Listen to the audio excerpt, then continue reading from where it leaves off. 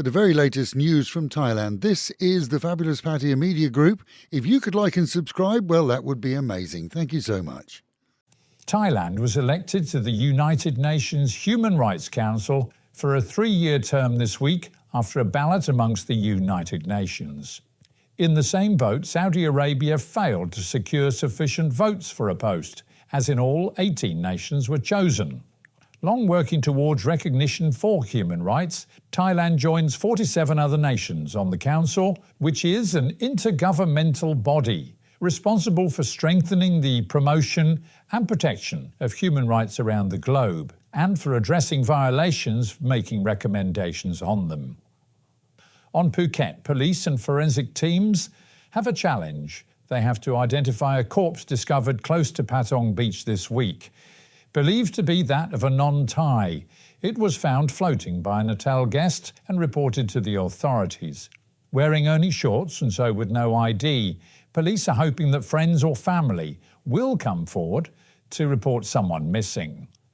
Perhaps only temporary, but there is a reprieve for residents along the Chao Phraya River as a slowdown in stormfall saw upstream dams closing slightly to reduce flow as their levels dropped too.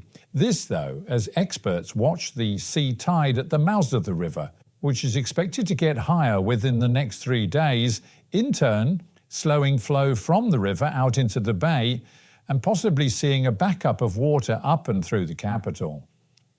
As Thailand quickly introduced a new inspection order of all buses powered by LPG, the primary checks will be on the number of tanks installed on the vehicles and hopefully their proximity to the passenger areas.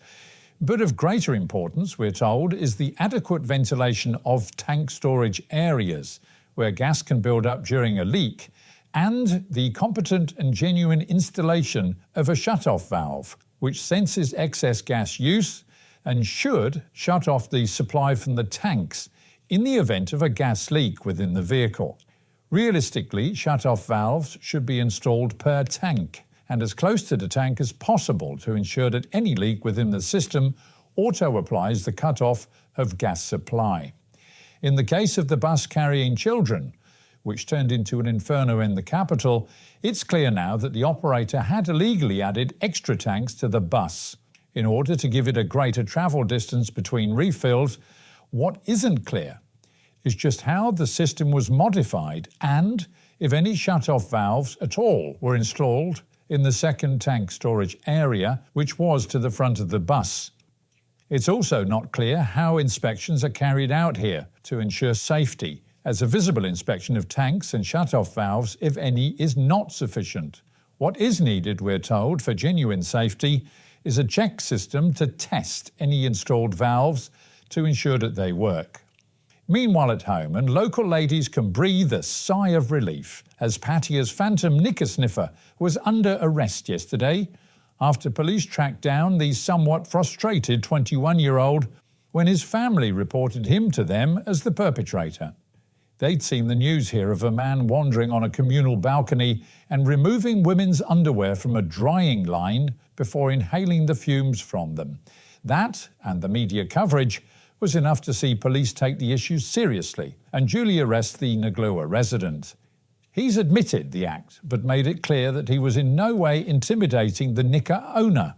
But it turns out he's on bail from police for several pickpocket arrests, and chances are that he will remain in custody now, leaving underwear safely on the lines around the city. And locals are heaping praise on a young doctor in the city who was driving when he learned of an incident on Pattaya Klang near Foodland. It seems a driver had a heart attack while driving, and he, Dr. Mark, happened to be close by, came to the man's aid, and, alongside an ambulance team, provided CPR. As a result, the man recovered sufficiently to be removed to the hospital. Interviewed by Thai media, the doctor stated that it's vital for as many people as possible to learn how to give CPR properly, as it's a simple task that can save lives.